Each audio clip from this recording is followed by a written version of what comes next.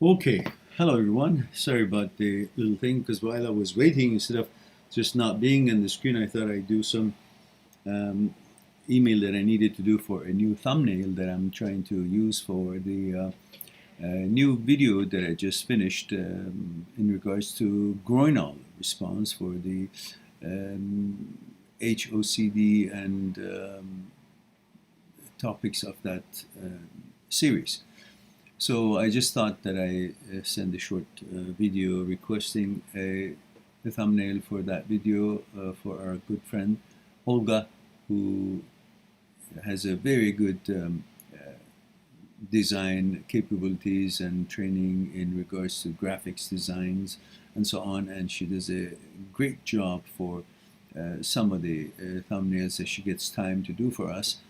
She's very busy, but she once in a while gets a chance to do some stuff for the channel on the thumbnails, and I thought I'd take this opportunity and send her a video while I'm waiting for you guys to show up, which I still have some time. So, pura vida, Juanpa. Good to see you here. Mail 25 Costa Rica. Thank you for that. Yeah, that's right. Long time no see. And Maisha says, hello, Meran. You look gentle today. Do I look violent the other day? Yeah, I know. I've got a jacket on. Black suits you. Thank you very much. I appreciate that. Very kind of you. It says it's Maisha again, a 19 female from Bangladesh. Ah, wonderful.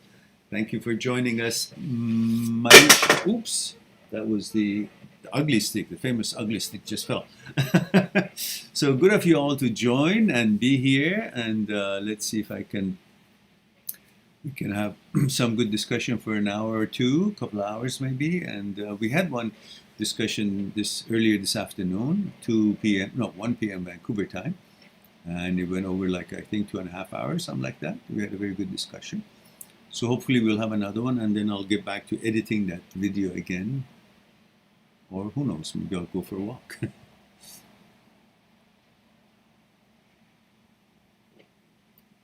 So what's going on with you guys? And how is Juanpa doing? And how is Maisha doing?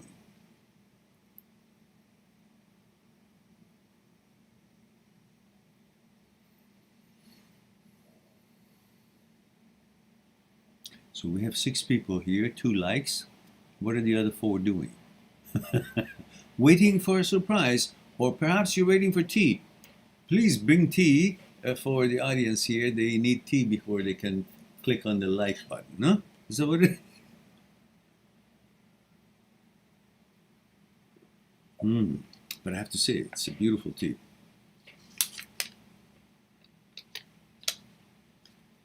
You never know. This tea could be from Bangladesh. It's very tasty, very delicious. Green tea.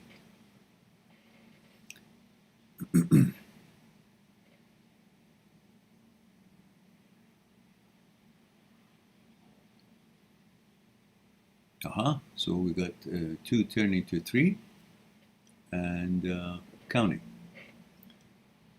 So why are other friends, out of 7 people, only 2 are here? Where are the other 5?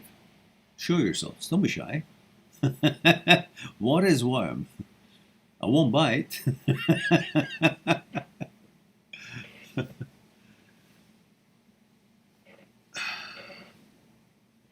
Wampa says, had a team building today organized by the company I worked on. I had a great time, but I'm exhausted now. Hey, listen, you're young and you have no permission to say exhausted, no right to say you're exhausted. You're never exhausted. This is what I use all my life. Through Aikido training, we always learn to speak positively to ourselves.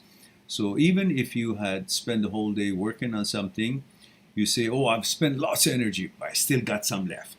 But I still got some left will give you that whole idea that you're not done, that you're not exhausted, that you can still persevere, you can still use your energy, extend energy, good energy to other people and to yourself and to what it is that you want to accomplish, even if it is just doing nothing and relaxing, but you still got energy. Don't use negative words about yourself. like I'm tired or I'm exhausted. No, use it words such as, instead of saying I'm tired, says I spent lots of energy, but I still got some. Yeah, this positive looping in your head, positive ending or connotation or little suggestion helps you to actually recognize that your energy source, your energy is replenished constantly and it's not done, it's not finished. Because once you say, I'm tired, body follows the mind and then you feel tired. So even though if you feel you played a great soccer game, but after any kind of a game, even though you've spent so much energy, but because of that dopamine and happiness and the accomplishment, especially if you're won, you feel energized. And so don't counter that energy that comes with naturally at the end of a game and a good workout, whether you win or lose, but a good workout. Don't counter it and demolish that energy by just saying, I'm tired. Instead say, it was a great game, lots of activity, I spent lots of energy, but I still got some. That is very important for everything that you want to do in life. It's just flowing and encouraging the flow of energy and replenishing energy and never ending the energy, rather than putting yourself down and creating that mentality of I'm tired, hence you're tired. You think you're tired, you're tired. Mind affects the body. So, and Arvind says, hi Mehran, I'm Arvind, how are you? Hello Arvind, how are you dear? Maisha says, lastly, I couldn't clear my question. Sorry for that. My question was actually how to make a relationship between own expectation and compatibility, capabilities. How to make a relation between own expectations and capabilities. Like you expect a certain result, but you don't have the expertise, and you would like to see how you can deal with what your expectation is and what your capabilities is. Is that what you're trying to say? Well, if that is what you're trying to say, well, simply be realistic and say, well, this is what I want to see, but I don't have the expertise to that level, so I'll do my best, and I hope that I'll be as close as I can to that what I expect. And if it's not, then I'm going to maybe ask for someone to help me in order to bring it to that level from the level that I could take it to. So be honest with yourself and say, this is, I have the understanding that this is how it should look, but I know I don't have the capabilities and expertise to make it to come to look this way. End result, end of the project. I guess that's all I can say. You don't want to fool yourself. Or if you think you have the capabilities, then just do whatever it can to twig it, change it, modify it, to bring it to that level that you expect. So don't say, okay, because I finished my efforts, then that's the best I can do. No, you can do better if you now see what the parts that need to be rectified, the directions or the modifications that are necessary. So then you work on those parts that they have not met your expectations and bring them up to that level. I'm not sure if I completely understand the question, but if that it is, well then hopefully that would be helpful. And Marshall says, hi Mehran, I think I've been struggling with HOCD. Any advice on how to deal with the intrusive images and there such things as a false attraction? Yeah, Marsh, I have maybe a couple of hundred videos on these subjects, HOCD in general. If you go on my playlist, Intrusive, Transient, OCD, HOCD, Negative Thoughts, and the other playlist, Intrusive, OCD, HOCD, Short Videos, you will get a ton of information about interpretation of these intrusive thoughts. And the other playlist has no interpretation of thoughts because it is really not important what the topic of the thought is. What is important is for you to understand the separation between brain, thoughts, and you. That you're not the brain, brain is not you, and brain cannot even reach who you are, where you are, what you are.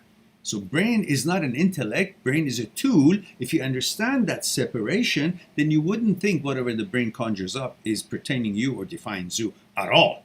In fact, you will realize that you're the ultimate power between brain, thoughts, and you're the only one of the three that can actually veto what the brain conjures up, what thought pops up and shows up, and only choose the thoughts that you want to create, initiate, using the tool of the brain and not being a tool or a puppet in the hands of the brain by believing the brain is above you. It's not. Brain is your tool. And philosophically, it's been proven since Aristotle time and through more closer to modern time by many philosophers 100, 200 years ago. And plus today's neuroscientists and neurosurgeons, in modern time, they have proven beyond the shadow of the doubt through neurosurgery and experiments that they have done, Dr. Speary, Dr.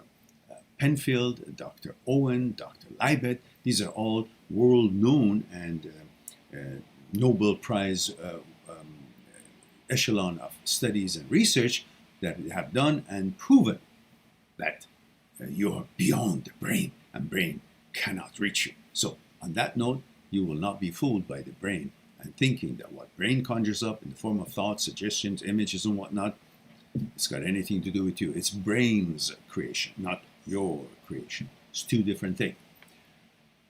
But you have the ultimate power. By vetoing what brain conjures up and by choices that you make, you simply have them fall by the wayside and you focus on what it is that you prefer.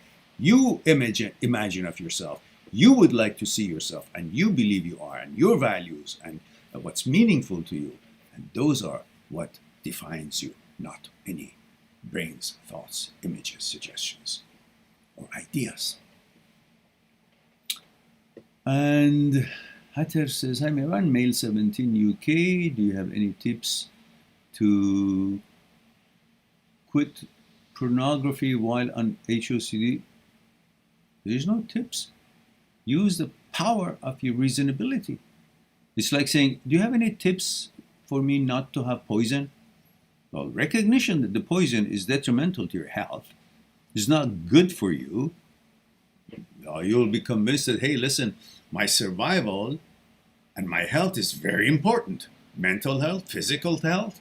Therefore, I will not do things that will damage my physical wholeness, and I would not engage in things that could enhance or damage, negatively affect my mental state, which could be drinking alcohol excessively or using drugs of any kind, or I don't know, watching porno more than, just once in a while type of thing.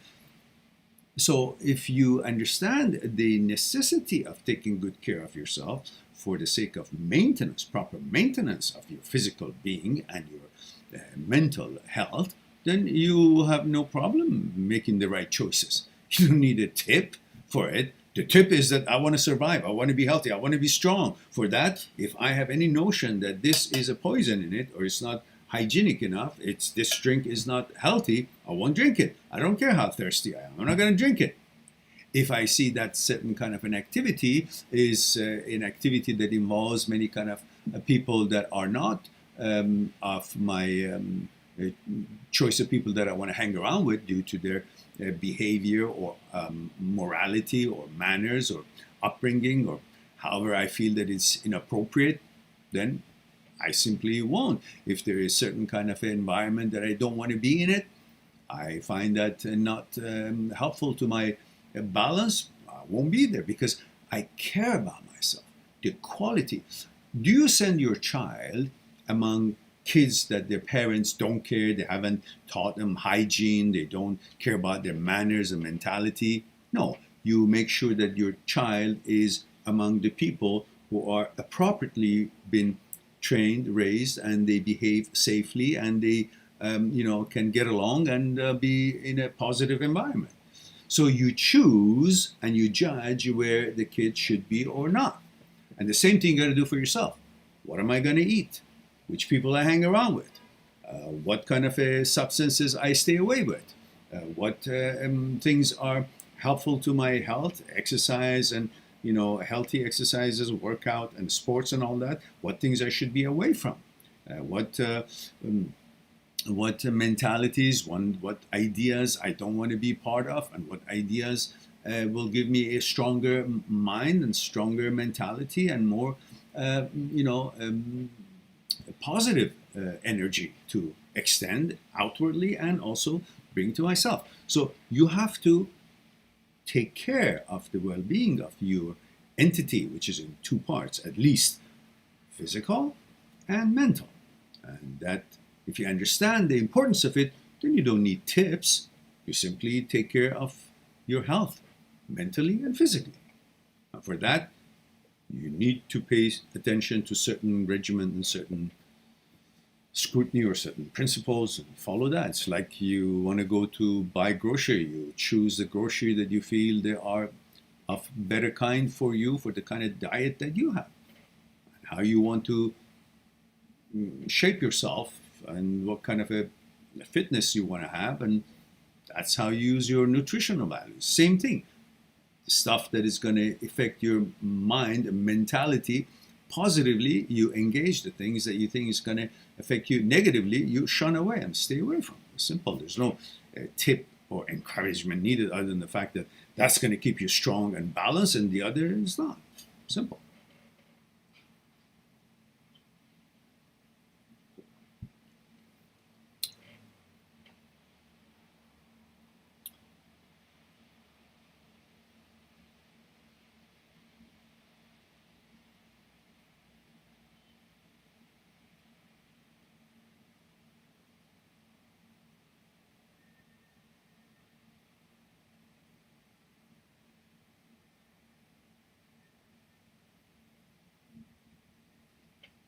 Arvind says, Mehran, getted knowledge of OCD and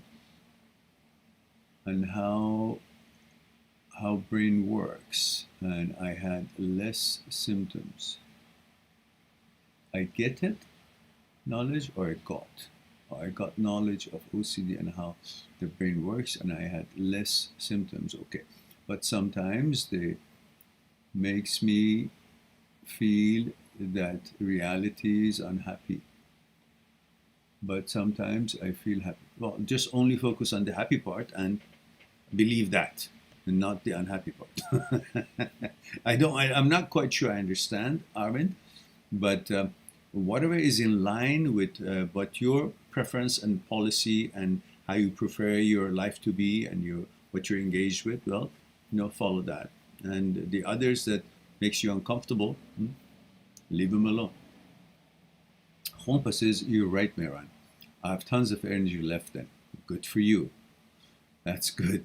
And Hatter says, hi, Mehran, male 17 UK. Oh, we talked about that. Yeah. And Sharky 934 says, male 17 California. In my past, I had a few moments that made me doubt that I had HOCD. Because, look, OCD and substance of OCD is a doubting disease. It's going to make you doubt that that's what it is. It is what it is. If you know you have HOCD, HOCD is going to make you doubt that it is HOCD. It's going to make you think, no, it's not HOCD, it's real. You are actually not the gender that you are. Because that's a doubting disease.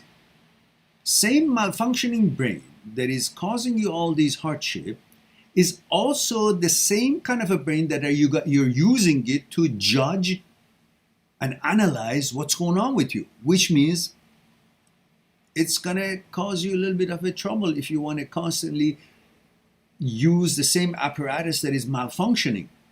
So you got to be encouraging yourself to educate yourself about this disorder, so you won't fall in the trap of the malfunctioning brain to actually advise you. Because it's going to doubt whatever it is that it is in your favor. It is what you prefer. It's going to doubt that because its idea is to create confusion for you. So whatever that creates clarity for you, it's going to suggest, oh no, that's That's you should not trust that, because that's a malfunctioning brain. It's like you have an instrument that is not working, and you want to fix that instrument that is not working with the same instrument that is not working. So it's not going to calibrate it. So you need to talk to your psychotherapist, psychologists, to help you to tell the difference between the OCD stuff and what you have always been, and to be able to be clearly guide yourself back into rewiring your brain through neuroplasticity and bringing back that balance that the brain has, instead of being constantly anxious and worried and distrust you who you are, instead believing what the brain conjures up. Who's the brain? Brain is not you. So why would you ever believe what the brain says what you are? Brain has nothing to do with what you are. You are you, then the brain was added to you. You all know that. We lived for millions of years, and 40,000 years ago, our brain was developed in the way it is. So there was a me before the brain ever had any chance to make me able to speak or think. I was living as who I was, what I was. Then the brain was added to me. So the brain doesn't know more than what I am, more than what I know about myself. The brain is a tool. The brain is not what's going to tell me what I am.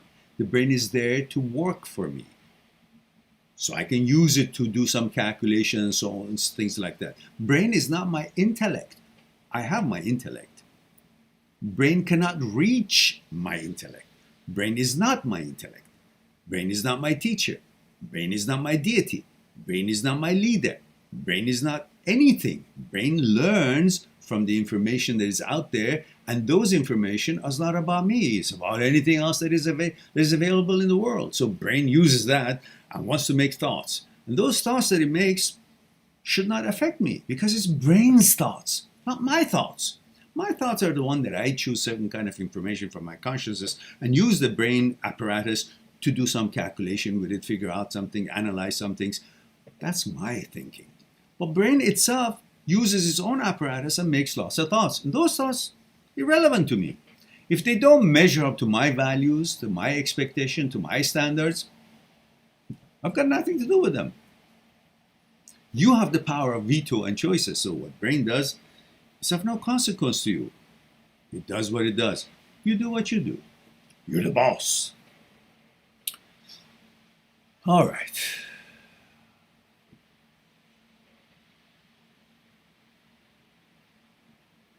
Yeah, I know, you're not in denial. Shut up. Go watch my video for, denial. Are you in denial? I have a video on it. And in this OCD, HOCD thing, you guys are going to question everything. And I just made a video, as I mentioned, on groinal response, because that seems to be throwing you off the rocks, and you've been having a groinal response every morning that you wake up, or many mornings, or some mornings, without any girlfriend laying beside you, any dreams, or any picture to watch. You just open your eyes and say, oh, I've got a full erection. You don't question that. Where did that come from? You don't question that. And you have no idea. There's nothing about it. So if you can have an erection as a part of your natural reaction biologically to nothing, then that is because of the blood circulations and the hormones and so on that reacts to nothing, let alone something that has a sexual connotation. And everything and almost everything in the world has a sexual connotation. Anything that's sexually relevant, whether it's same gender, naked body of same gender, it's a horse's ass, it's a doorknob shining, something round and smooth, doesn't matter. If it's a woman or a tree or a ship, it may have a connotation of sexuality. For some reason, it could trigger an association to sex, relevancy to sex. You could have a response to that.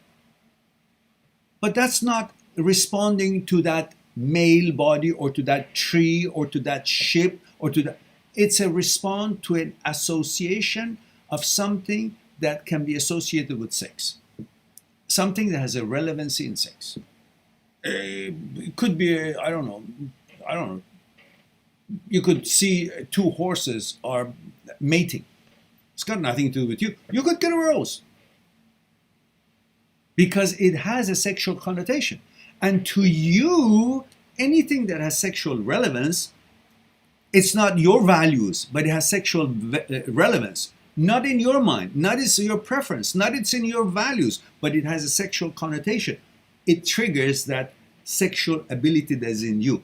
It doesn't mean you're interested in that horse to mate with it. It doesn't mean you're interested in that male that is wearing a tank top. It just means because that thing, an object or a person, has a sexual relevance, you may get some kind of a groinal response or a full-on erection or arousal, whatever your gender is. But it has nothing to do with your preferences, inclination, or sexuality or gender. You have to understand this groinal response that I've made a video on it. In fact, I use the writings of some article that was written by a therapist. And when I wanted to make the video, I noticed that the video, this article, is just what I want to say, and it's written already with some credits to some researchers and whatnot. So why not use that? So I basically explained and read it for you. But here I'm just saying it the stuff that I've said in my other videos on my own way of delivery. But I think it will be helpful for you for what you can and want to use it for. Ray Maxey says, male 25, Texas. Ray, how are you guys in Texas? What's going on? Y'all? Snow is better condition? You guys got electricity? Are you guys warm? You have food and everything? Let me know. We are all caring about each other no matter where in the world we are, whether we are in Africa, in Japan, China, Texas, Canada, Iran, Dubai, India, Pakistan, France, Germany, doesn't matter. We're all human beings. Before we are part of any nationality, we are all human beings. Understand this. The rest of it is bullshit. That we are at each other's throats for some differences in politics and whatnot. We all need shelter, safety, food, love, caring, attention. We're humans, all of us. We have more things in common than the bullshit that is being put into our heads by other entities whatsoever and creating differences and distance between us all. So let me know what's going on in Texas. Hope all of you are safe there and the warm people of Texas are safe and secure. And you've got water, clean water, electricity, warmth, and everything else. And let's see. Ray says, male 25, Texas, how to take her off the pedestal and making being in a relationship your main focus in life. Yeah, because you haven't understood how big life is, and you are trying to explain life through pleasure of relationship. Relationship is part of life, not the whole entirety of life. Let's say you are in a relationship, you have a relationship, but you have no job, no food, no work, no security, no learning, no education, no skills, no hobbies, no interests, no ambitions. You haven't learned anything from experience of the world. You haven't seen any experiences. You will see it's very boring. So, not everything else is part of a relationship because you know it's not. But relationship is part of your entirety of experience of life. And the entirety of experience of life is lots of things all put together. So if you put one of them having the full attention of yours, and you give full attention of yours to one of these components that makes your entirety of life, then you're neglecting all the other things that makes your life. And if your life is standing on few legs, and you're only supporting one of these legs, giving food and nutrients and maintenance of one of these legs, all the other ones start falling apart and you can't be standing on one leg. This whole thing will fall apart. This structure that you've built on one leg and ignoring all the other maintenance of all the other legs that it's standing for, the whole platform will fall. So you got to distribute enough attention and maintenance and care and development of all these legs that is holding this platform of life experience all together, keeping it up. So relationship is one of these legs. Friendship, education, job, family, fitness, hobbies, stuff like that, learning, education. These are all different aspects of life. So if you don't sum up the whole experience of life in a relationship, then you wouldn't give that much importance to something that doesn't have that much importance, because logically it can't. If you give it all that much importance, the whole life that this is part of it will fall apart. Then you don't even have that anymore, because the whole life has fallen apart. And that relationship is part of it. That also goes to hell. So give it just enough information, enough attention. And when you recognize that this is just part of your experience of life, then you will give part of your attention, not the whole attention. Therefore, naturally it comes down from the pedestal, because you see its importance is not equal to the whole entirety of the experience of life. It's something that is part of this experience of life, not the entire experience of life. I hope you get the gist of it.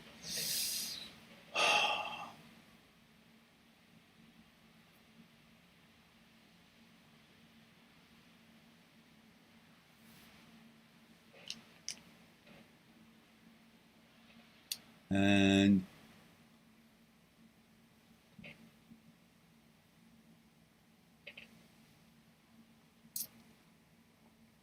we have Mash says, okay, thank you, I appreciate it. I'll go check them now. Okay. And Sagota is here. Hello, Sagota. It's been a long time, says Male 31 India. Watching. Okay, good. And Mash says, I'm sort of on the same boat as you, Sharky. Oh, I see. Okay. And Sharky 934 says, I feel you, Mash. Oh, okay, you're talking to each other. Good. All right.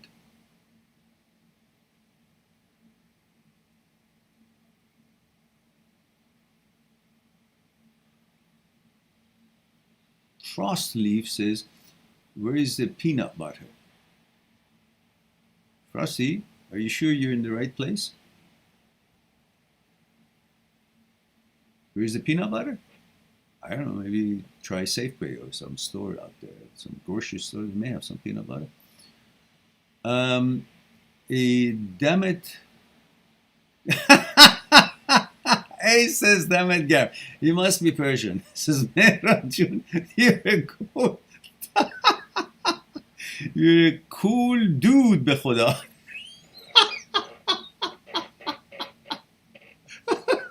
Hang on. That deserves a tea. Thank you for that. Thank you for that. That's always a beautiful surprise. Remember, guys, don't deny me from the protocol. Age, gender, and where you're tuning in from. Just like many of you do it. Like male, M17, California. Sharky, M17, California. And like Sagota, M31, India. Male, 31 years old, from India. So I need that from all of you. Just because I'm enthused to answer your questions, it doesn't mean you gotta. If I don't see it, I won't answer. Now, what about you? Gender, age, and where you're tuning in from. Where are you in the world?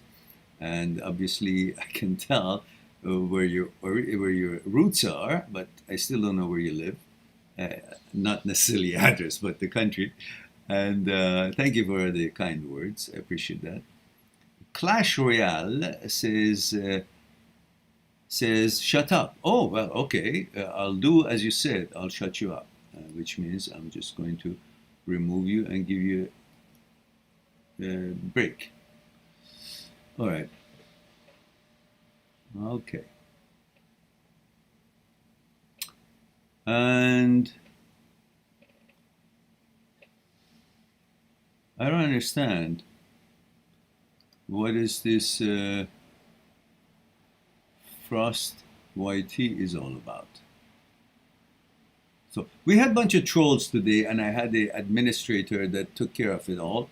So if you have trolls here, you guys know, just you're wasting your time. I'll quickly give you a timeout and report you and get rid of you. So if you have any illusions and that we're going to tolerate that, you know, you're having illusions. And Manny Zandu says, hey, I'm Manny, 20-year-old, dealing with HOCD. I'm 80% improved, I guess. HOCD is part of everyone's life. Everyone has intrusive thoughts, whether you know it or not. And most of the time, when the brain doesn't have a glitch of malfunctioning in the signaling system, there is a lever, so to speak, an automatic lever, as part of the striatum, which is carrying the goal-finding center and the reward center and habit center.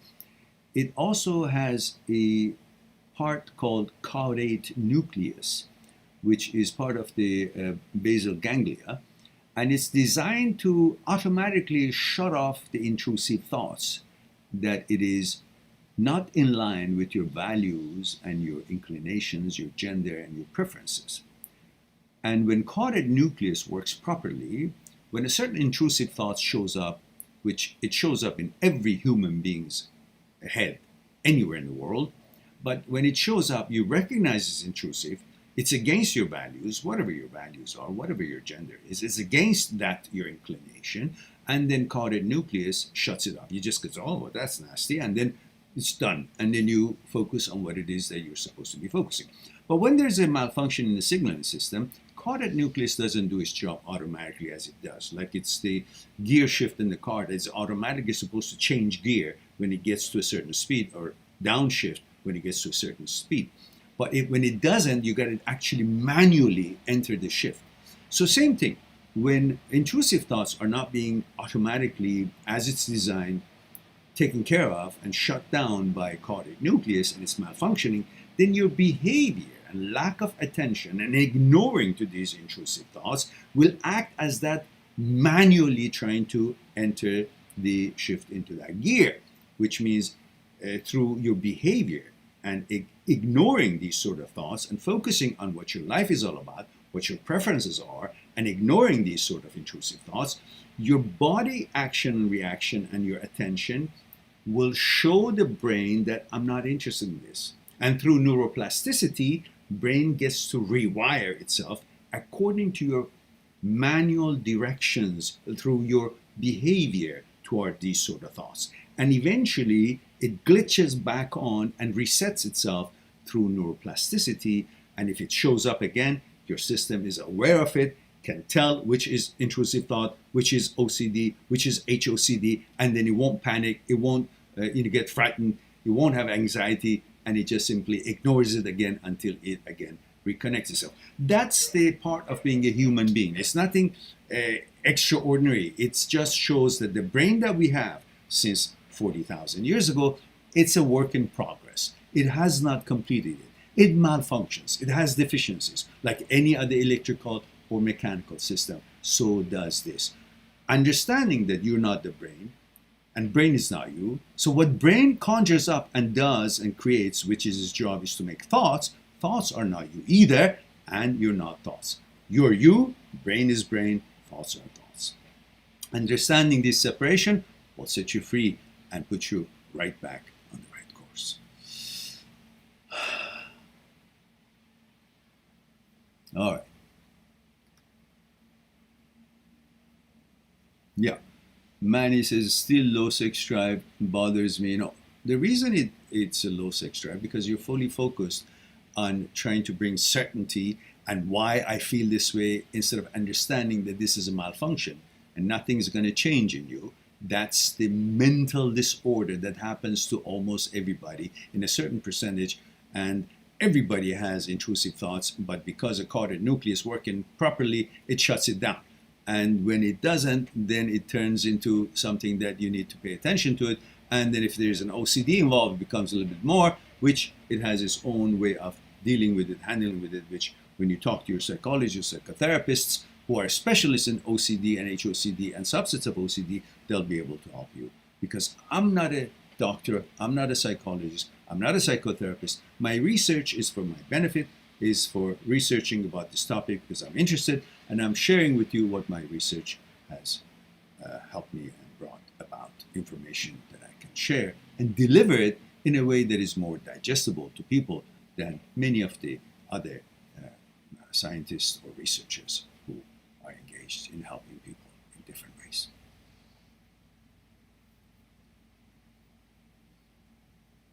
Sharky says, thank you, sir. You're welcome. Real Bar says,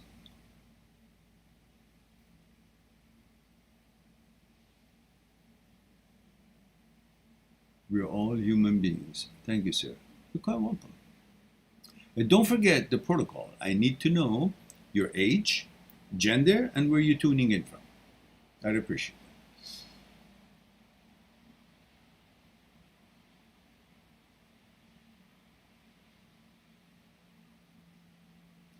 So A is, it says Be Salamat. Okay, now I'm not sure. Be Salamat, Be Salamat. Let's respond to, what did I say that needs Be Salamat? But anyhow, it's a male 29 New York. All right, thank you very much. Appreciate that. And we have Mash says, I know, bro. Thank you. Once locked down. Oh, you're talking to someone. Okay. And Ram 444 says, what's your favorite tea? Well, these days, my favorite tea is green tea.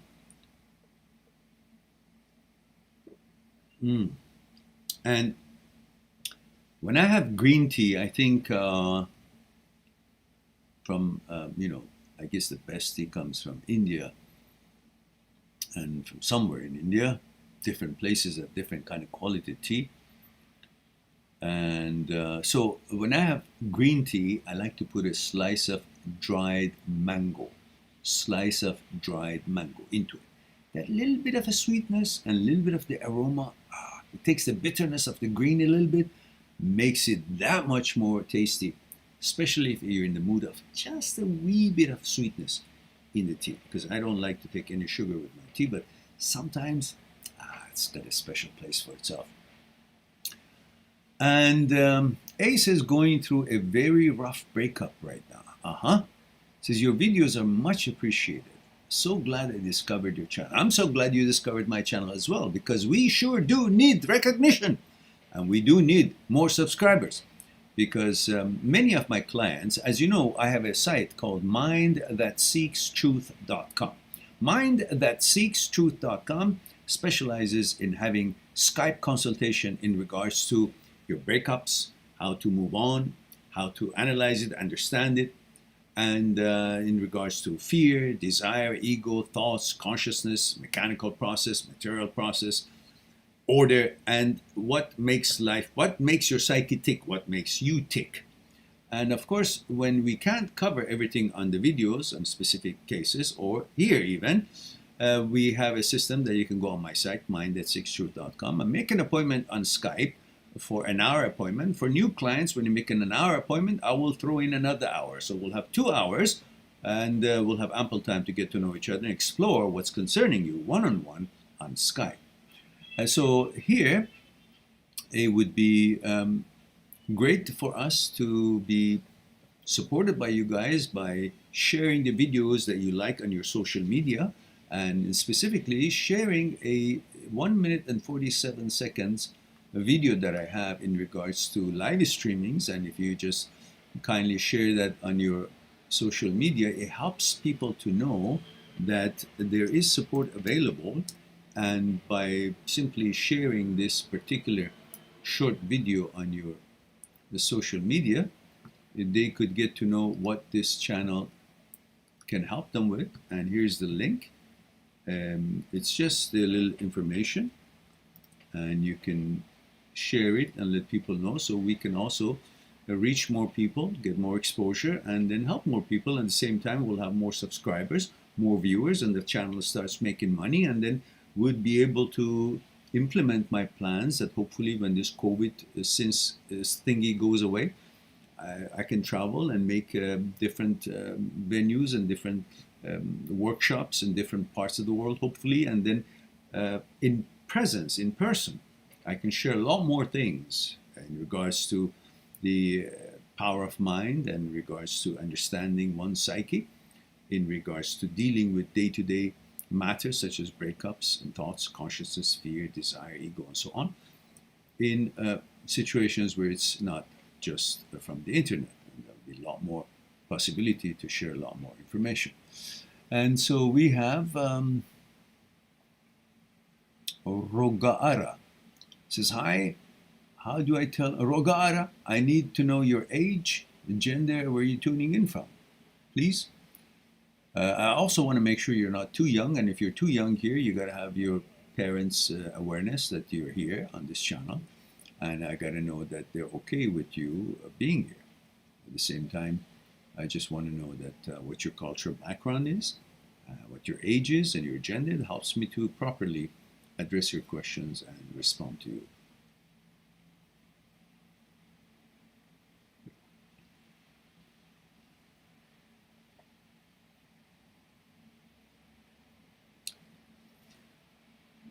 Rogara says, how do I tell my mom I need to get help for my mental problem? Simple. Your mom is one of the closest people on this earth to you. So is your dad. Sit down and tell him, look, maybe many things are clear for you in life, but there are certain things I don't have an answer, and maybe there is no need for an answer at all. But I need to talk to a psychologist, psychotherapist, who is a specialist in whatever it is that you're concern is. I don't know what your concern is. Is it OCD? Is it HOCD? Is it some other things that needs a psychologist's attention? So you simply say, would you kindly make an appointment for me for a specialist in the field that my questions and dilemmas are? And you know, that's simply as that. You know, and I'm sure they will understand and will do their best to provide that for you. And Ragaara says, I have been really struggling for 6 years. What is the topic, Ragaara?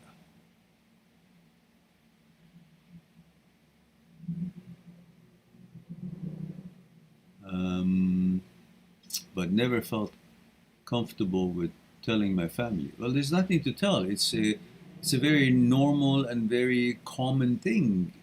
OCD, HOCD, and subsets of OCD. Some people have pedophile OCD, but they'll never act on it. These are thoughts, mental thoughts, that's all.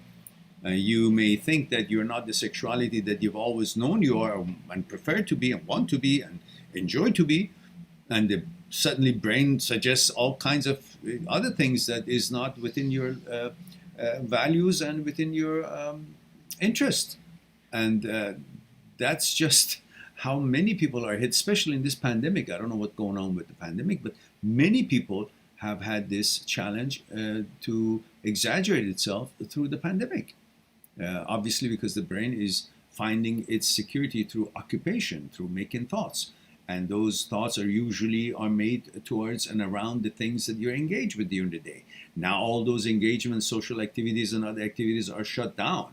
And when it's shut down, the brain just conjures up thoughts about things that are in the inventory of the brain, which is consciousness, and that consciousness is made out of all stuff that is out there, not about you, all stuff that somehow has found its way into your consciousness through internet, publications, television. Everybody's lifestyle is out there, everybody's personal, private lifestyle is on screen to, you know, to talk about all kind of products, all kind of design, all kind of technology, all kinds of information. All that information finds its way through the medium, through your consciousness, and your brain picks it up and makes thoughts. And now that there's no other activity, not as much as before is available, the brain still is looking for security, and it finds security through making thoughts, because making thoughts brings occupation, and through occupation, brain finds its security. And nowadays, lack of other activities your brain is not making thoughts about things that you're doing all day long. It's making thoughts about what information has seeped through. And when there's OCD involved, it becomes even more and tries to catch your engagement. So therefore, it's going to suggest something outrageous, something that you will defy, something that it will concern you. It freaks you out, something that gets a rise out of you, something that makes you to defend yourself, debate with it, argue with it, data hunt it. And that involvement is the occupation that the brain is looking for it to find secure, because the brain is not like the body finding its security in physicality.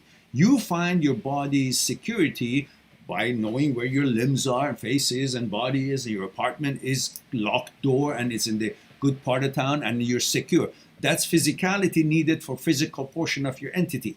But the mind doesn't have, the brain doesn't have that physicality. Its activities in the brain, it's not tangible, it's not physical. So it needs to find its security not through physicality and environment, it finds its security through occupation. And that occupation involves to make a thought.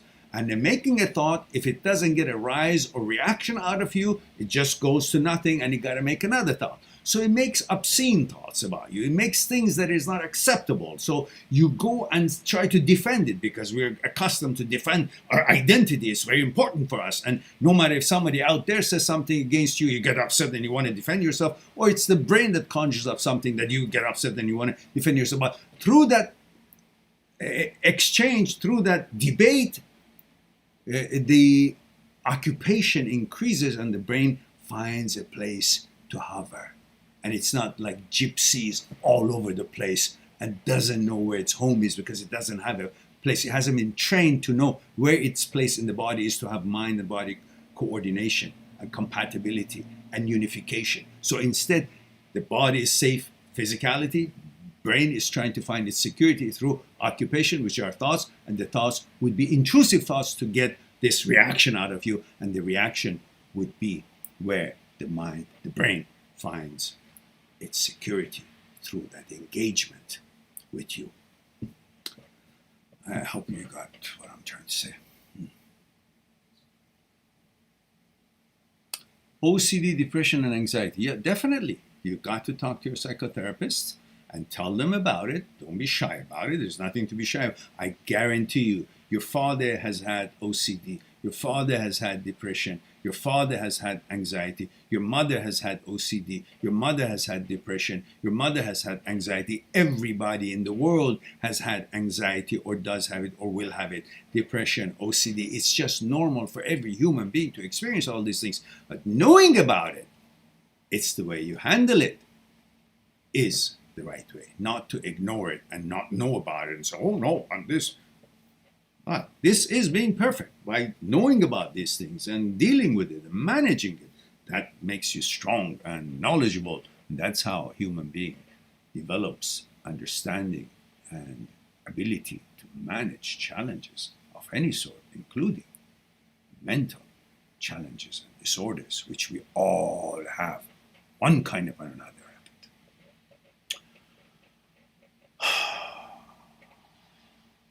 And Ram444 says, what are your thoughts on no contact during breakup? What does breakup mean? Breakup, meaning there was contact, and you decided to break up. And breakup means what? No contact. It doesn't mean break up and have contact.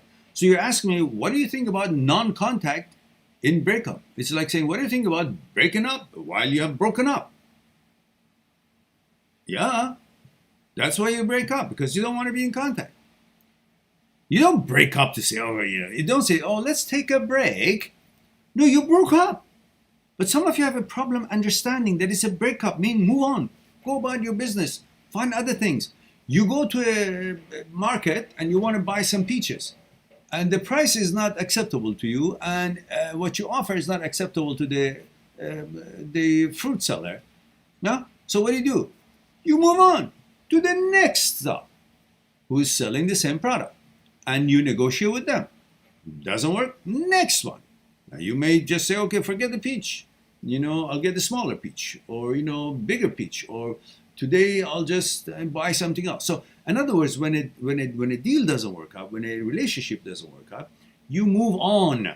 Not that, okay, all right, I offer you this. Oh no, I don't want it, sir. It says, oh, I offered that. I said, no, I don't want that either. So you move on and then you come back. Oh, okay, for 5 minutes I was away. Have you changed your mind? It was silly. So same thing here. You broke up, move on. It's not the end of the world. Why do you think you have to have something that you don't want to have? You know, I gotta have what I don't want to have, because when I have what I don't want to have, it means I'm good. Because from childhood, anything that's been taken away from you has made you feel that you're not good, you're being punished. So you're hustling back to get what is being denied to you. Because you don't want to feel that you've done something bad, you're being punished. That's the background of someone, a little bit background of it. That's one of the reasons that you want to get back to your ex. It's not because you really think the ex is great, because nothing has changed since yesterday to today, or a month before to now. That consciousness hasn't changed in that 1 month. But why do you want her back? Because you think you've been bad, that she's gone away, she broke up with you. Because anything that's been taken away from you, when you did something bad, something was taken away from you when you were a kid. You weren't given the cookie that you've been always receiving. No, you've been bad, don't get cookies. So if your cookie or your toy was taken away because you did something bad, you feel that, oh, it's taken away because I did something bad. I'm a bad person. So when a breakup happens, you say, oh, she doesn't want me anymore. That means I've done something bad. I'm a bad person. I got to get her back to feel good about myself. You don't want to do that. Don't want to fall for that shit. Just say, okay, that fruit stand doesn't want to sell me that in the right price. I don't want it. I go to the next fruit stand. Because there are lots of, the good thing is, there are lots of fruits out there. So you don't have to be bogged down with that. All right, I think you get the gist of that.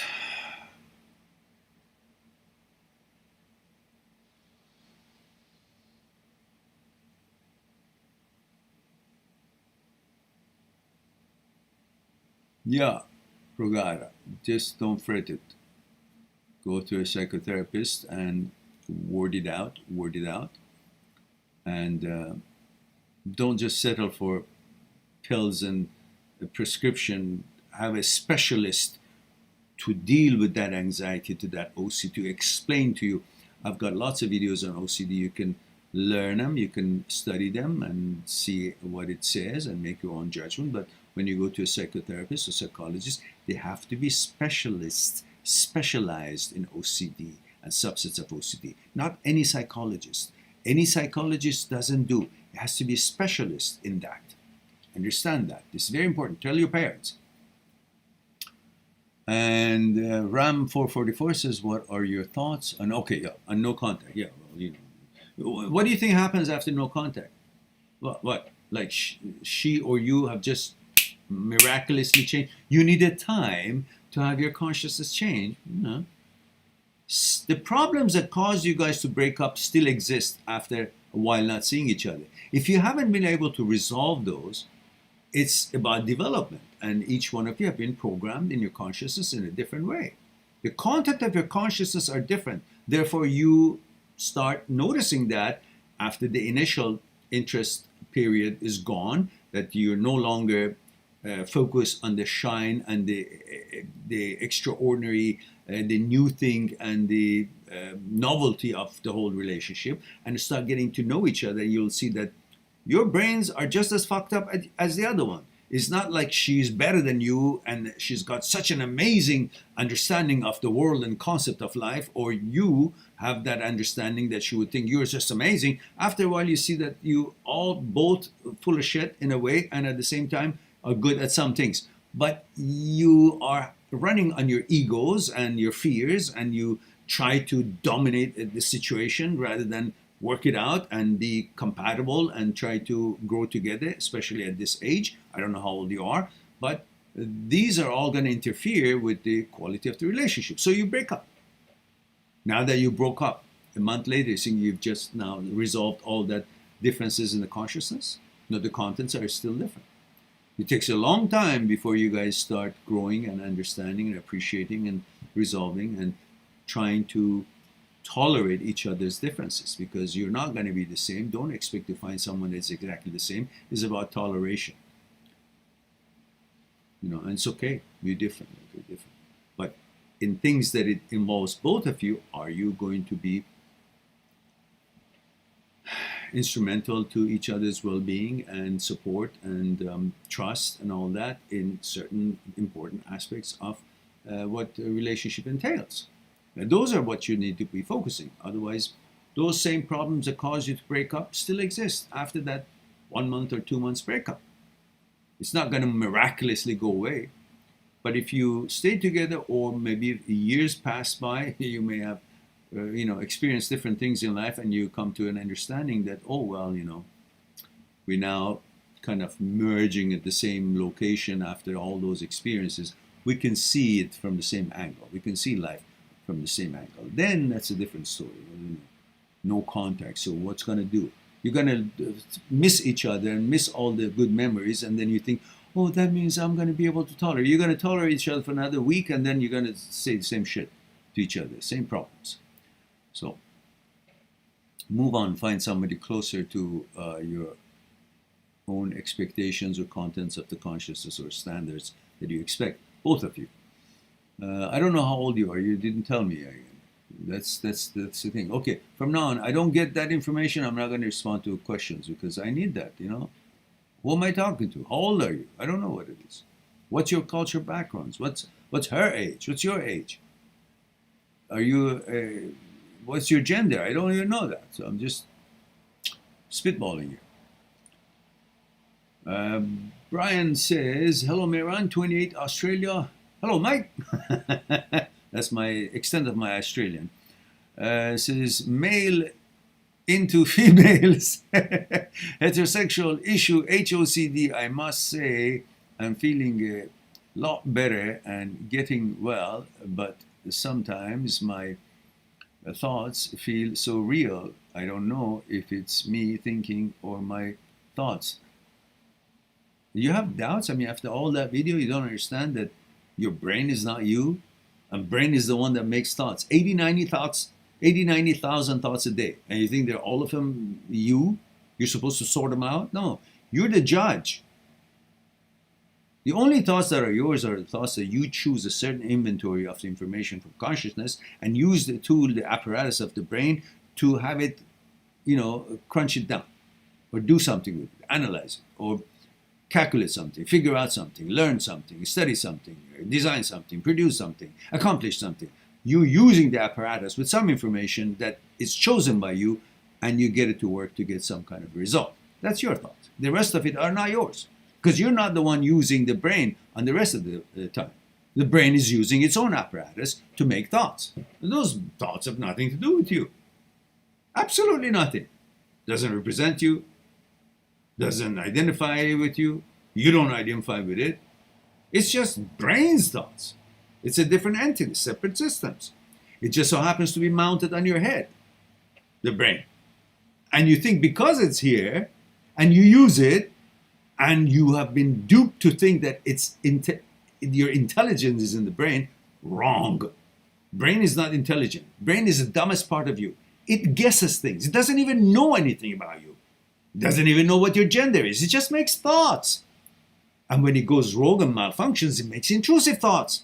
You're the one supposed to be the balancing power in here, the judge. Your vetoes and your choices puts things in perspective, that this is not useful for me, not in line with my sacred values, not in line with my values. It's meaningless to me. That one, I can use it on that particular note or this and that, so forth.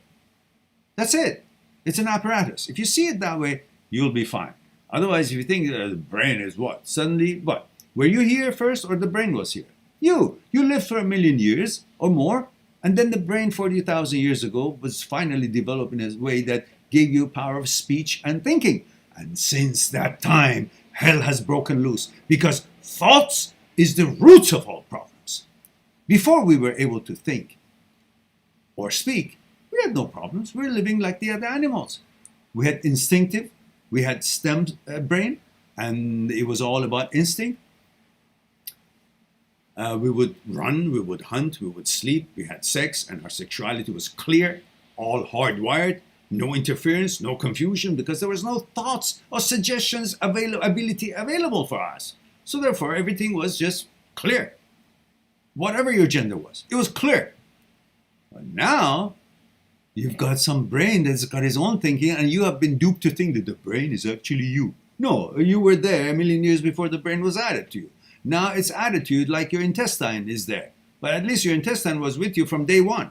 This thing is new, but you're giving it more importance than you give it to intestine. You have no problem understanding that your intestine is malfunctioned when you have a diarrhea. You don't say, oh, diarrhea, maybe I'm in denial, maybe I'm diarrhea. Maybe my natural state is being diarrhea, maybe I like being diarrhea. You don't say that. It's very clear. That's not working normal because it's not the way it should be. I don't feel comfortable with it. That's all. But when it comes to the brain, oh, maybe I am what it suggests I am. Maybe I am a cow. Maybe I'm a doorknob. Maybe my gender has changed. Maybe I don't like hamburgers. I do, but I don't. Maybe I don't because it says I don't, but maybe I do. Maybe I like something that I never liked. Why? Because you've been duped to think that it knows about you more than you know about you. It's just so stupid. This thing is just a tool, a machine. If you understand this, you won't give it a time of the day. And that's the end of that. All right.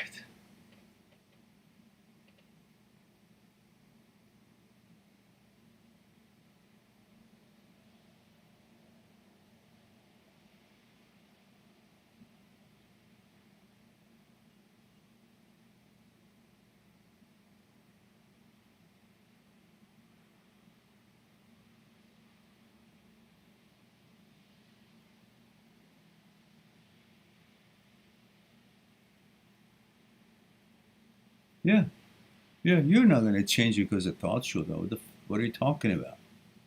Thought wasn't even in existence when you were being made in the womb of your mother.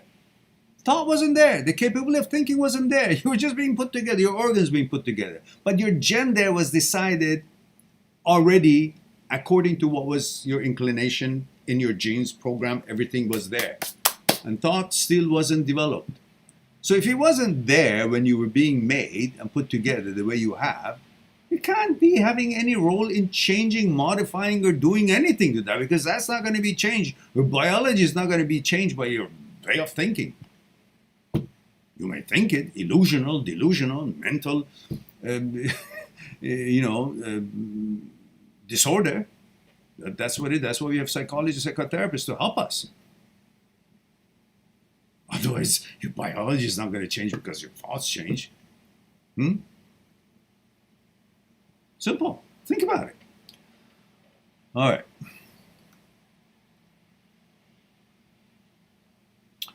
Brian says, yes, thanks, Miran. I'm not going to give a fuck about my thoughts. These are not your thoughts. These are brain thoughts. Don't make a mistake.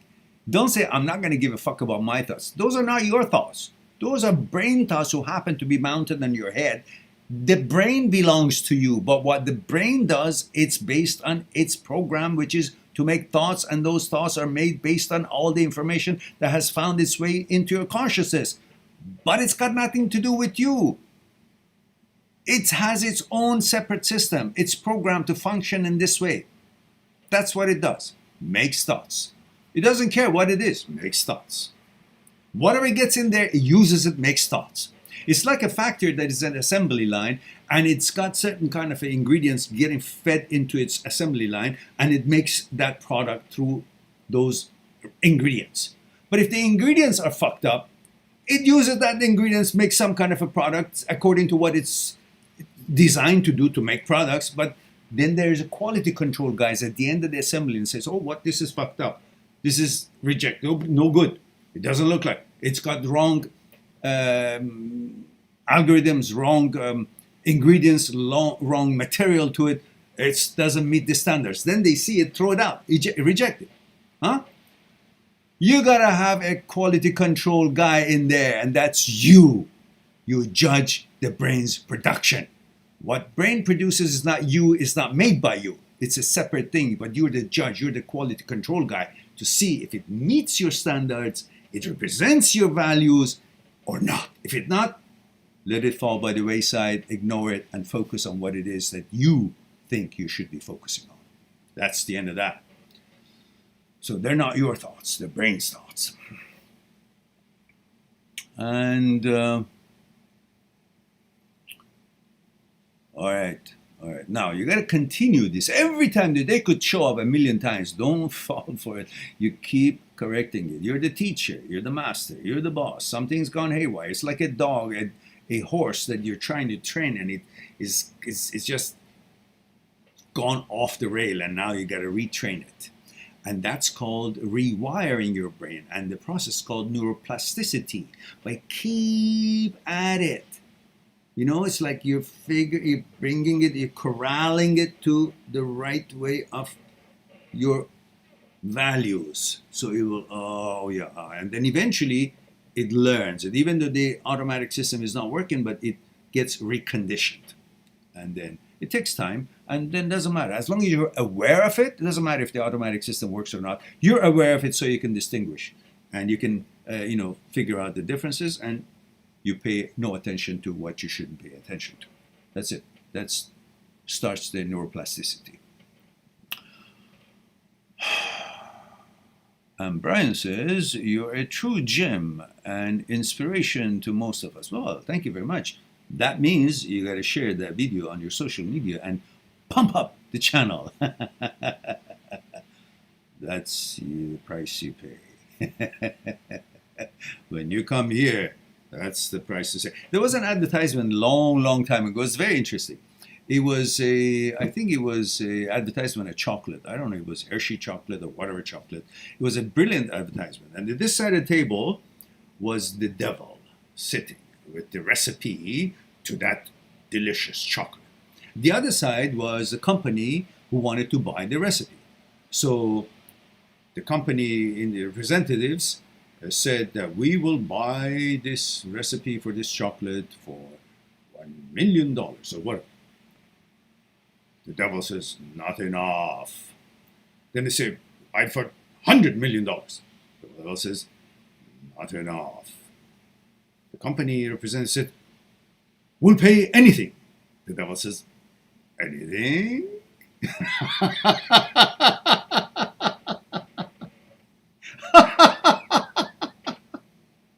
It was brilliant advertisement. Yeah, it was my college time. I still remember. Anything? So we wanted their soul. So here it is. You come to this channel and you get your answer. There's a cost to that. And that is supporting in the way of promoting this channel.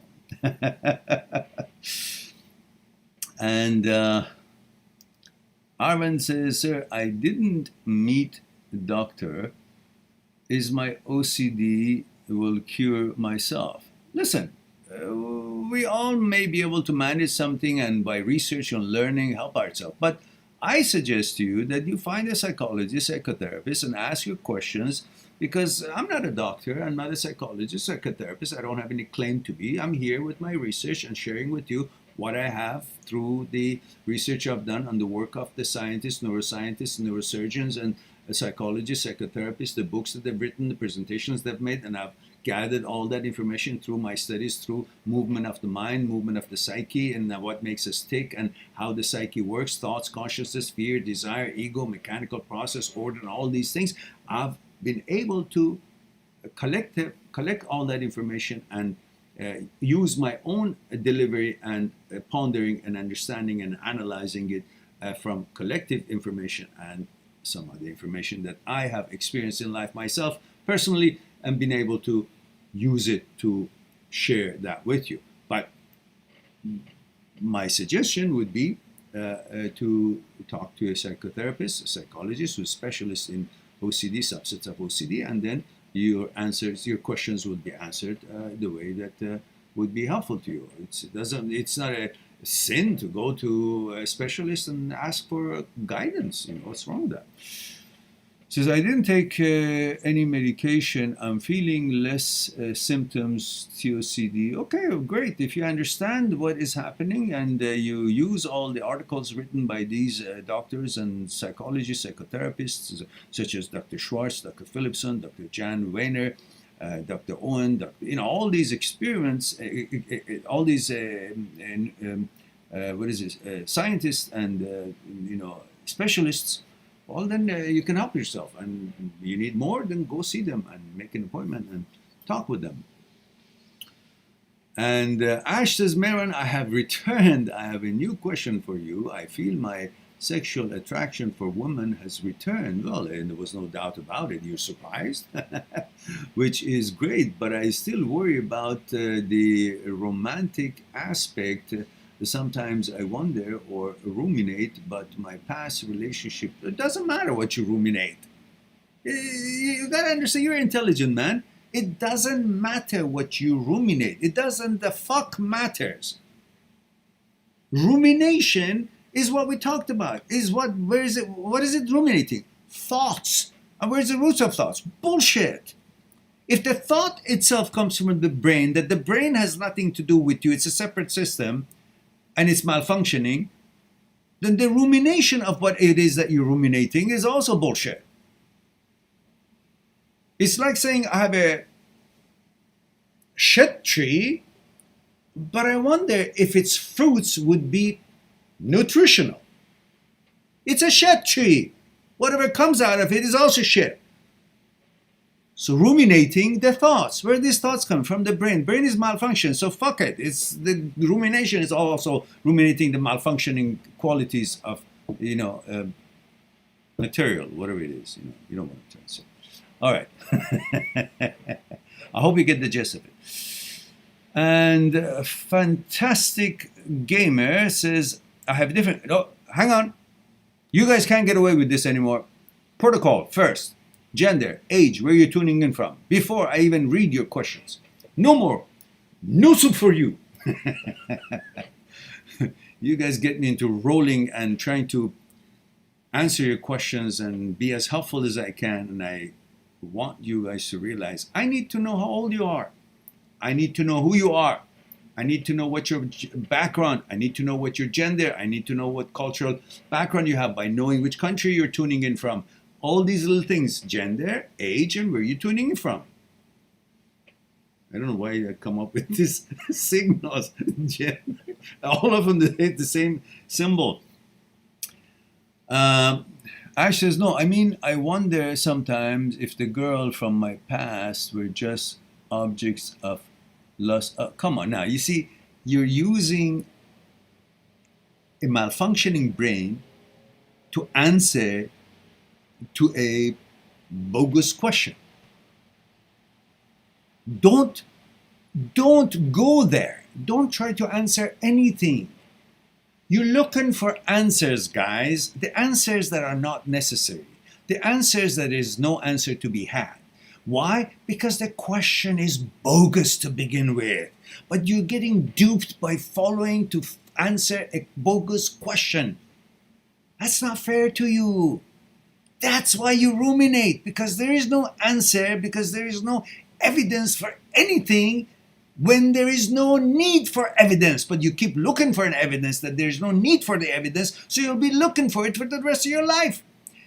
This is something that I said this morning as well. You get up, just look at it this way. It's not exactly directly this question, but the concept. You get up in the morning, you don't have a girlfriend laying beside you. You didn't dream of a pretty girl, Raquel Welch or Virna Lizzie or Sharon Stone. But you have a hard-on. You don't question that.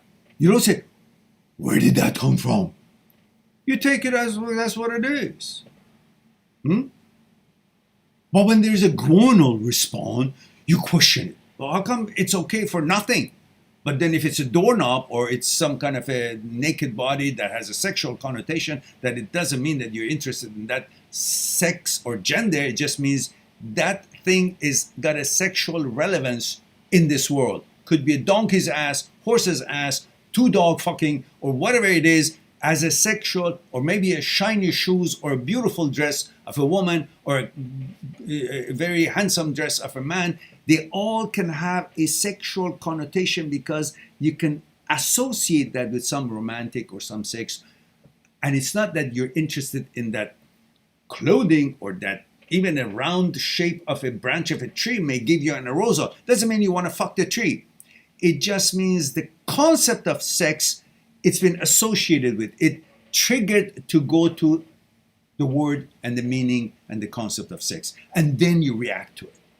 The thought of such concept moves blood, and things move because blood is moving, and you get a little bit of response on the groin, or get full on hard on just because of the word love or the word sex. Then you're going to say what? Oh, I'm in love with the word love. I'm a lovosexual. Or you see a round doorknob and you get some arousal, and you say, what? Doorknobosexual? Or you see a horse's, shiny ass, and you reconnect it with connotation of sex, and you're gonna say, well, what are you now, horsesexual now? You see, you gotta stop questioning the meaning of anything that comes to your head. Then you're okay. Because that's what the brain does, comes up with all these things. Don't look for answers. Don't answer anything. Don't interpret anything. That's the way it is. You're trying, look, it's a doubting disease. You're trying to look for certainty. Stop looking for certainty in life. The whole fucking life that we're in it is uncertain, and you're okay with it. Every time you go out to go in a car or a bus, it's uncertain. It's something that hits you. You could have a heart attack, God forbid. But these are all uncertainties that we're okay with it. But suddenly, when it comes to my gender, I must know answer. How? What? This is how you function.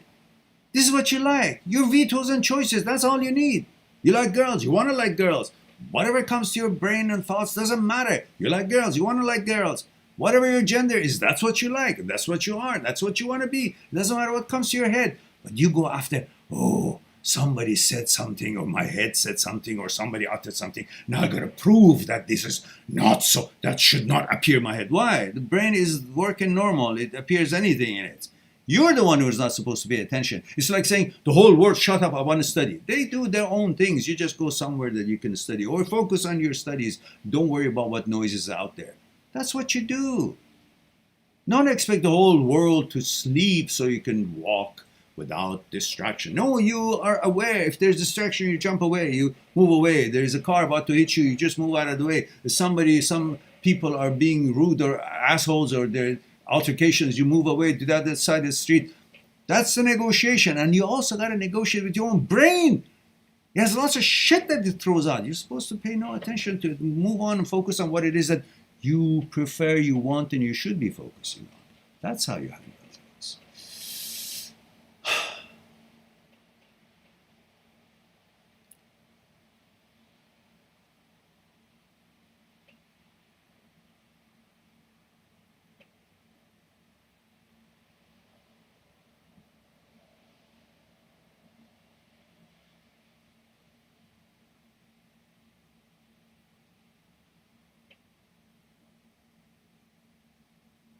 Yeah. You don't need to check anything. Nobody needs to check anything. Just let it be. You choose your veto, and that's all there is to it. Your preference, what you think, what you want. That's all there is. You don't need proof for, say, oh, I want this, but now I have to prove that I want this. And the proof would be if I don't have any other thoughts coming to my head. No, it's your head. It's not you. You already said what you prefer, what you want. The brain, whatever it suggests, it's got nothing to do. It's not contrary to who you are, what you prefer, what you said you want.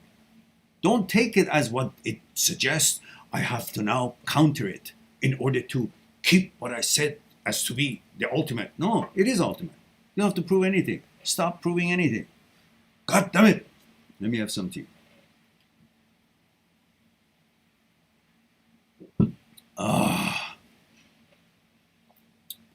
Where's my ugly steak? I'm gonna beat you all. Beat the crap out of you all. Because you are torturing yourselves for nothing.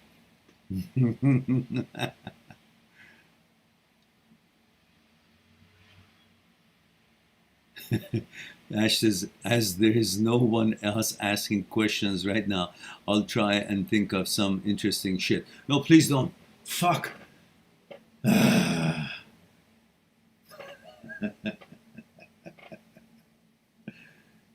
You guys are all okay. Don't worry about it. Don't worry about it. That's what life is. That's what the human being brain is. You're beyond the brain. That's why you understand the malfunction of the brain and you should just ignore it. That's the end of that.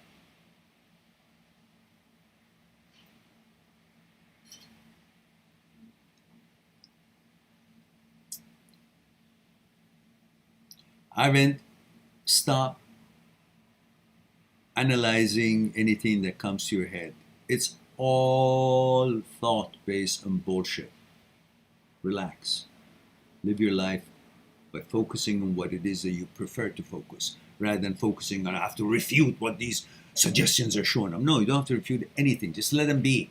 Just pay attention to this. It's like you go to a smorgasbord. There's all kind of things there. You just go and take the food that you want. The other stuff can be there. You don't say, no, remove everything before I can choose what I want. No, you already have chosen. You know what you want, so just go take that and go sit down and eat it.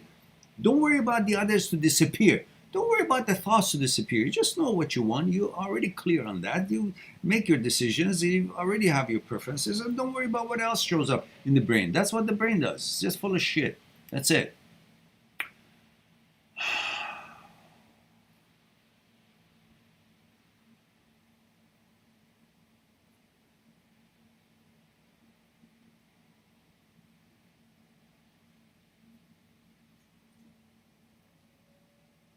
I don't know, Ash. I don't know. Amygdala is necessary for survival. That's where the anxiety and the alertness and the fear center and all that whole awareness because of mode of survival is. That's what protects you. And somehow the amygdala in some of us is too strong. I don't know, it's because our ancestors was warriors, just always in wars and battles, or mentally sick. We have the gene now. We can be good soldiers and warriors, or trigger happy. And that's what the brain does. You think of something, you plan, thought come to, I gotta do. No, it's a thought. It's like a shadow. Thought is like a shadow. It's no real thing. But you get fooled and bamboozled when you're walking and see the shadow of these light posts that falls in front of you. It was a shadow of the light post. There's no danger. It doesn't have an actuality, doesn't have existence, it's just a shadow. And you perceive the shadow as something else. And then you react into that something else that you perceive. But the shadow itself has no movement, has no actuality, has no threat whatsoever. Thoughts are the same, like shadows. They have no actuality, no existence, can't do a shit to you, but you perceive it as something else. You create some kind of personality, some kind of danger, and then you react to that doesn't exist and doesn't even describe that shadow, that thought that showed up. Because that thought has no power whatsoever to do anything, any change, modification, whatever threat to you. But you create something by your power of anxiety through amygdala and fear, because you are a real survival. Too powerful, too focused. You love your life. You love your identity. You love your gender. You love who you are. You love what you've always been. You want to continue to be what you are. That's what you're protecting. So therefore, you're so sensitive to anything that shows up. You say, it's a threat to what I love the most, which is your gender, whatever it is. In your case, your heterosexuality. Relax. That can't change. Steady as she goes. Navigate your ship. Don't worry about the waves. Navigate your ship. Don't worry about the waves.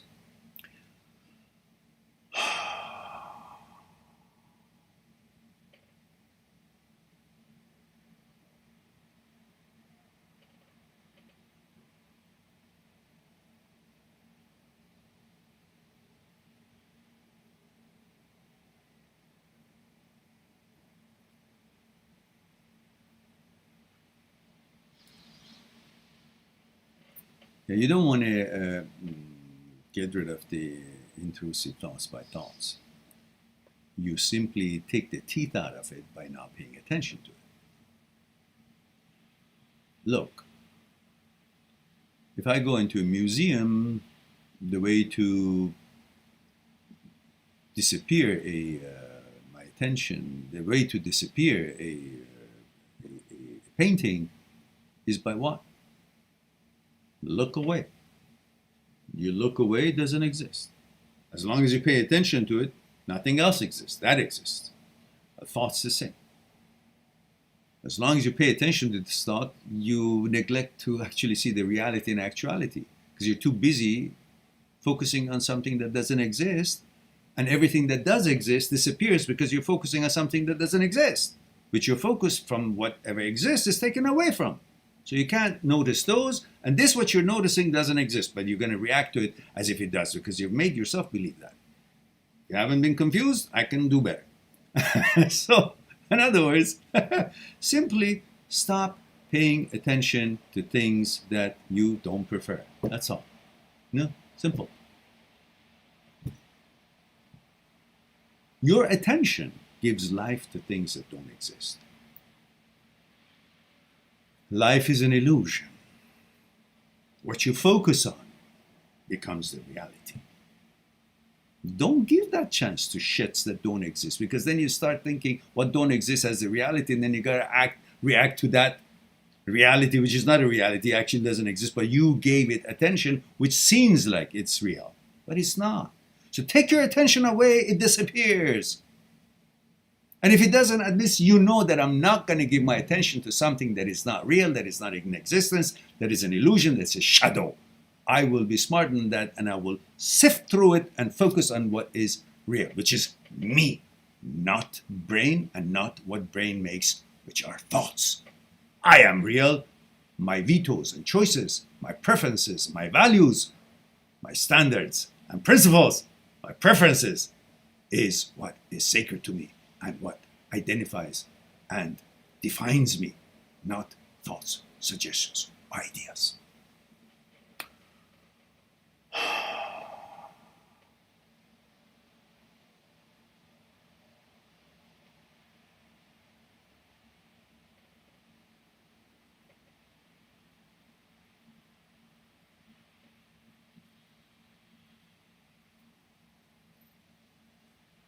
And fantastic gamers, 18 male Israel, thank you for that, says, I have a different kind of question. All right. Let's see what fantastic gamer says, I have a different kind of question, but I would like to know your opinion on it. When meeting new people, should you always aim to be the alpha in order to get the best from that relationship? No, not at all. Not at all. You know, my uncle and my father once told me, my father had a PhD in law, and he was very educated, and he spoke 6 languages, and I learned a lot from him. And so his best friend, which was like my uncle, I would call him uncle, was an ambassador at, it was a higher echelon in the Ministry of Foreign Affairs. And at one time, I had a short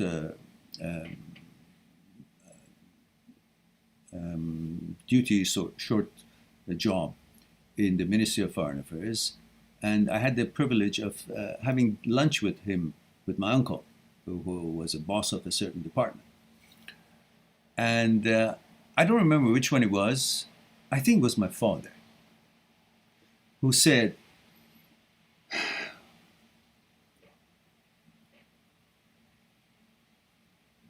when you present yourself too smart, when you show people your intelligence, you're smart, when you're too smart, they won't do business with you. They will shy away from you. They'll be scared. So in other words, don't try to dominate people. Just be reasonable. Be balanced. See what brings the best situation for both. If it's a business deal, make sure it works for both sides. Benefits them, benefits you, and then everybody would be in agreement. But try to get the best out of it for you, and not consider the other side have families, needs, and wants profits too. Then you're gonna fucking it up. Why? Because everybody is going to then see that you're now a predator. You're not there to help them to grow. Everybody wants to see if you're going to help them to grow. They're not there to help you to grow, but they want to see if you're going to help them to grow. Both sides would have to help each other to grow, but at least you can put that foot forward, best foot forward. So therefore, you don't want to dominate a relationship. Dominate what? What are you dominating? You want to dominate when you meet new people? They're going to say, well, this guy is a dominator. I don't fucking want to be dominated. Nobody wants to be dominated. It's against human nature. That's why any country that is not democratically driven or the rule of law doesn't exist, it's going to be in trouble by its people, because nature of human being is to be free, to their rights to be observed, to have balance in their lives, to live in a democratic society. So you want to dominate someone, that's not democracy. That's trying to get the best out of them for you. So they're going to say, what's in it for me? Nothing. He wants to dominate me. I don't want to be his friend. They're going to be on their defensive mode. So take care of yourself, defend yourself, and protect yourself. Don't let people use you, but at the same time, you don't have to dominate anybody so you won't be used. Just be alert and smart and keep it to yourself. And you see if it's not to your liking, that suggestion, that behavior, whatever it is, then simply just pass on. You don't have to come out with a sword and something to scare people so you won't be attacked, or you won't be abused or misused in that friendship or interaction. You just be alert that if it is not a suitable or pleasant environment, you move on. You don't have to dominate them to make them to. No, it's too much work. You just assess, see if it's meeting your standards, you stay. You don't, you go. You don't have to dominate anyway. You're not responsible to dominate people. Look, you have no mission to teach people, train people, unless they want it. I don't know if I shared with you guys this story or not. There was a time that I had returned home from school, university, and I had a little argument at the time in my family, and then I left our home and I went to the new home that we hadn't moved in, but my father had ordered it to be built, and it was ready, but we hadn't moved in. So I was angry, I was upset, and I was young, and so I left and I went to the empty home, which is brand new, a different part of the town. So I slept there on the floor. And early morning, well, maybe 4:30 or something, I got up and washed up and started walking downhill. On my way from that new house to the old house to go back to home, there was a park. It was a huge park, very beautiful park. You would enter from the street level. Street was, sloped. But you would enter and there's stairs down, and you would go in, well, I don't know how many meter, 50 meter. Then there was a beautiful park. And then in the middle of the park, you would walk on some kind of a thing that goes to a summit. And then you would come, it's like an island in the middle of the park. And on top of that island, there was one willow tree and a bench and nothing else. And it was like 5 o'clock in the morning. And I was into Aikido martial arts, and I decided to meditate. There was no one or nobody in the park. No one, certainly not on the summit that I was. It was a small place, like, I don't know, maybe, 20 meter by 20 meter. There's nobody there. 5 o'clock in the morning. I sat underneath that willow tree and I meditated for, I don't know, half an hour, 45 minutes. There was nobody there. I opened my eyes. There was an old man.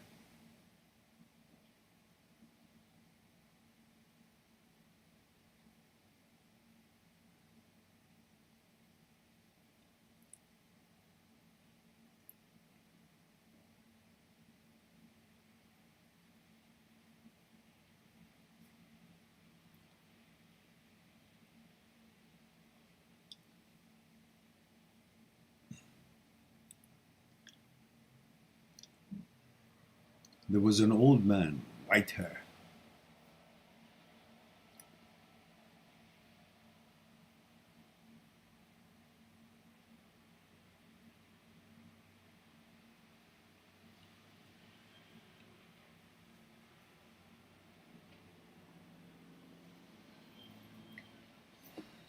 Sitting there on the couch.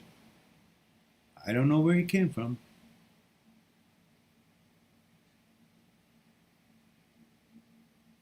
There was no one there.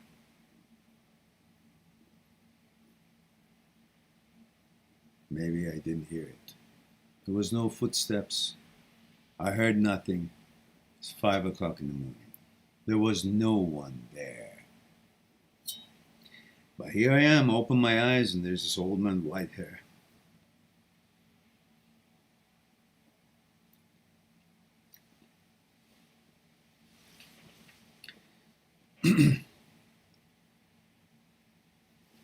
Sitting on the bench.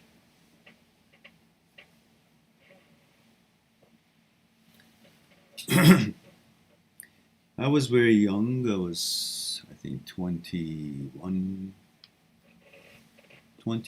years old. So being a polite kid, I went in front of him, so like 5-6 meters away, bowed to him.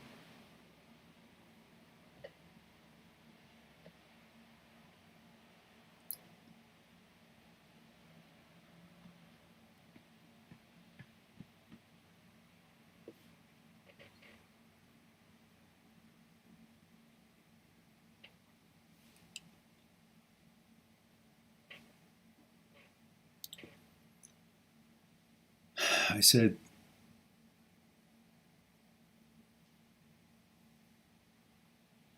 "You're in thoughts, Father."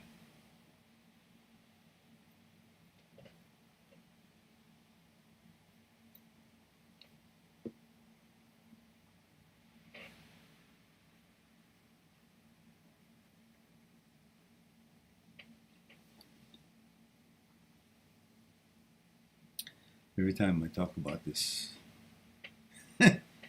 it's interesting emotions, because I don't have an answer for it. So he said, everything is in thoughts. Those trees, those flowers, there were a bunch of roses there.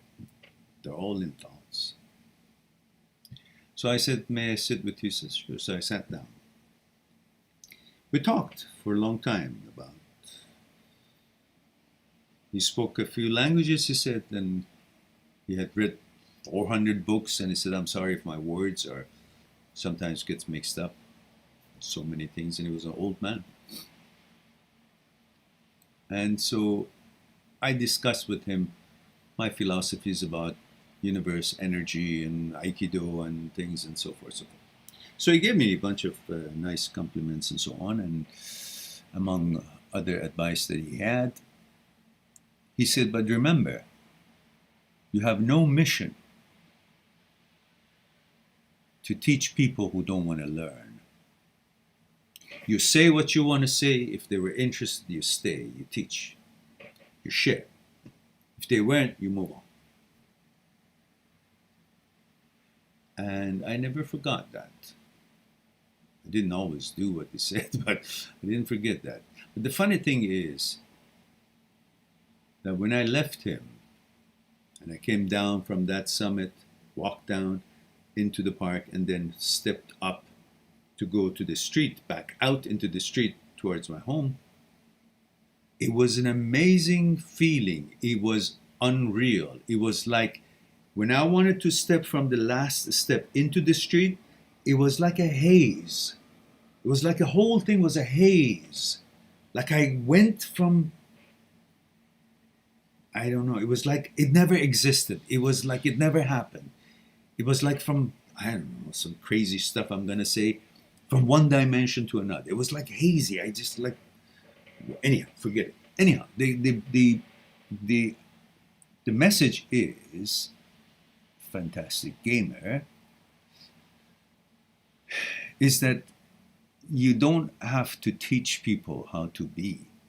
if they're not meeting your standards and they're not willing to learn some things that would bring balance or would warrant your continuation of discussion, you move on.